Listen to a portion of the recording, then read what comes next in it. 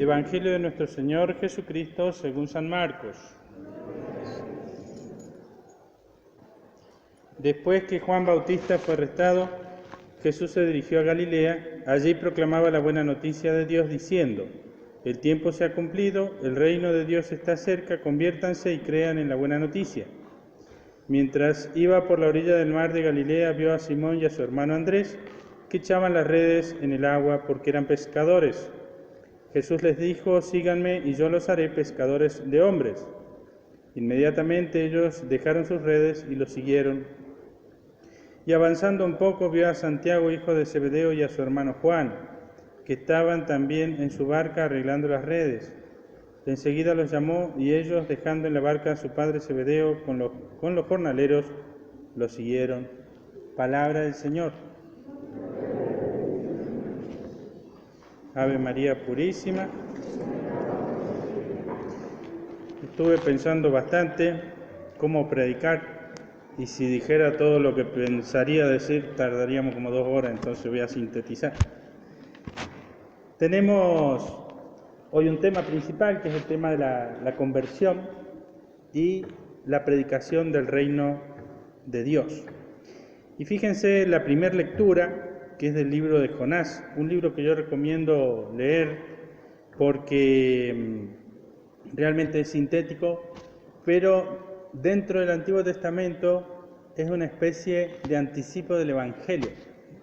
Uno podría comparar este libro de Jonás, por ejemplo, con la parábola del hijo pródigo. Tiene muchas partes semejantes. Bueno, les recomiendo que lo busquen allí por la mitad más o menos de la Biblia, en el Antiguo Testamento, el libro de Jonás, breve, pero muy sustancioso. ¿Qué pasa con este Jonás? Es un profeta, pero es un profeta especial. Es un profeta, por un lado, rebelde, no quiere ir a profetizar lo que Dios le pide, comparable a otro profeta del Antiguo Testamento, pagano, que fue Balaam, que tenía que bendecir al pueblo de Israel y no quería ir, y al final, cuando la burra le habla, ahí va. Bueno, a Jonás le pasó algo parecido. Dios lo mandaba a Nínive para decir que iba a ser destruida en 40 días, y Jonás no quería saber nada con ir a predicar, y ese sí que se tomó el buque, se subió a un barco y se fue para otro lado. Pero mientras iban navegando, vino una gran tormenta, se hundía el barco, ya no sabían qué hacer, tiraron suerte y la suerte cayó sobre Jonás y él confesó que estaba escapando de Dios. Y entonces lo tiran al mar y una ballena lo pone en su boca, y después de 3 días, lo deposita en la playa. Y ahí Jonás va a esta ciudad, que era una ciudad gigante. Dice la Biblia que había que caminar 4 días para recorrer cruzar toda la ciudad. Y Jonás hace la predicación. Dentro de 40 días Nínive será destruida. Después de que él predica, se va hacia las afueras de la ciudad y se pone en un lugar a esperar que Dios destruya la ciudad. Así que además de ser un profeta rebelde, era rencoroso y fariseo, podemos decir también. Él quería que la ciudad fuera destruida. Y entonces se sienta ahí a esperar. Dice que había sol, le golpeó la cabeza, ya estaba de mal humor, y creció al lado de él un arbusto, rápido creció. Y estaba contento porque estaba el arbusto, pero vio un gusanito que se comió el arbusto y se secó, y de vuelta le pegó el sol, y ahí se deseó la muerte, Jonás. Bueno, Dios le habla: ¿por qué estás así, Jonás? Y porque vos dijiste que ibas a destruir la ciudad y no la has destruido. Entonces Dios le dice: a ver, los ninivitas, después de tu predicación, se convirtieron, hicieron penitencia, se vistieron de ropa de penitencia, desde el emperador hasta los niños. Voy yo a destruir una ciudad en la que hay no recuerdo el número, pero más de 20.000 niños y unos 10.000 animales. Fíjense, Dios se compadece inclusive de los animalitos.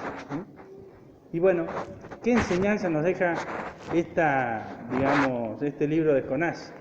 Que Dios quiere la conversión del ser humano. Dios quiere nuestra conversión.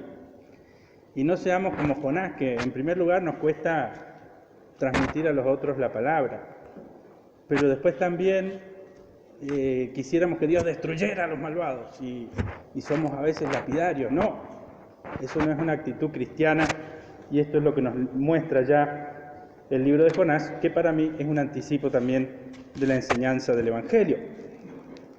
Y fíjense que se compara muy bien Jonás con el hijo mayor en la parábola del hijo pródigo, cuando él se enoja con su papá porque había perdonado al hijo menor. Bueno, Cristo en el Evangelio sale como Jonás a predicar. ¿Y qué predica por las calles? El tiempo se ha cumplido, el reino de Dios está cerca, conviértanse y crean en la buena noticia. ¿Qué quiere decir que se ha cumplido el tiempo? Esto está relacionado con la segunda lectura, donde San Pablo dice a los corintios: queda poco tiempo, mientras tanto los que tienen mujer vivan como si no la tuvieran, los que lloran como si no lloraran, los que se alegran como si no se alegraran, los que compran como si no poseyeran nada, los que disfrutan del mundo como si no disfrutaran, porque la apariencia de este mundo se termina. Y quizás a lo que nos está llamando también en este día el Señor es aquello que dice la Sagrada Escritura: enséñanos a calcular nuestros años para que tengamos un corazón sensato. Nuestra vida no es infinita, el tiempo que tenemos no es infinito. Por consiguiente, el Señor nos llama en este día a tomar en serio nuestra vida cristiana y nuestra vida en general, porque el tiempo es breve. Hacían un saludo los cartujos allá por el medioevo cuando se cruzaba uno con otro. Y fíjense estos hombres que poco hablaban, pero cuando se cruzaban en un camino se saludaban con un saludo bastante tremendo. Uno le decía al otro: recuerda que morirás, memento morituri, recuerda que morirás. Por eso, bueno, en este día el Señor nos llama a tomar en serio nuestra vida espiritual. El tiempo es breve, el tiempo se cumple. ¿Pero para qué? Para la venida del reino de Dios. El reino de Dios está cerca. Y entonces esto es una oportunidad para entrar en el reino de Cristo. Conviértanse y crean en la buena noticia. ¿Y qué es la buena noticia? Es que Cristo nos trae la salvación, que Cristo nos trae la vida eterna, que Cristo nos propone la entrada en su reino. Y por eso, esto que al inicio nos puede sonar un poco fuerte, porque tenemos que pensar en lo breve que es la vida, es la oportunidad que nosotros tenemos para aprovechar bien este tiempo y creer en el Evangelio. Bueno, Jesús también llama en esta ocasión a sus apóstoles: síganme y yo los haré pescadores de hombres. Un detalle acá interesante es que a todos aquellos, al menos de lo que yo he leído, a todos aquellos a los que Jesús llama, están ocupados en algo bueno. Fíjense, Jesús no va a una taberna, bueno, lo que sería comparable a hoy a un bar, y busca a los que están jugando a las cartas, emborrachándose, ¿no? Siempre busca gente que está, en este caso, trabajando. Fíjense, estos estaban, los hijos de Zebedeo, y también los otros a los que llama, estaban trabajando, ordenando las redes, se iban a ir a pescar, estaban ayudando a su padre. Fíjense que hay una disposición mínima necesaria para ser parte del reino de los cielos. Es decir, que la vagancia no nos va a ayudar para poder entrar en el reino de los cielos. También la Sagrada Escritura dice, alaba al diligente, aquel que, bueno, que aunque a veces puede ser débil, pero es diligente, entonces va a aprovechar la ayuda de lo alto en el tiempo oportuno. Y esto es lo que pasó con los apóstoles. Ellos, antes de ser llamados, eran personas ocupadas en cosas buenas, laboriosas. Una vez, relacionado con esto, vino una mamá con un joven a presentárselo a San Ignacio de Loyola, y entonces la señora se lo propone para que sea parte de la compañía de Jesús, es decir, de los jesuitas. Y bueno, San Ignacio le pregunta, ¿su hijo estudia? No, dice la señora.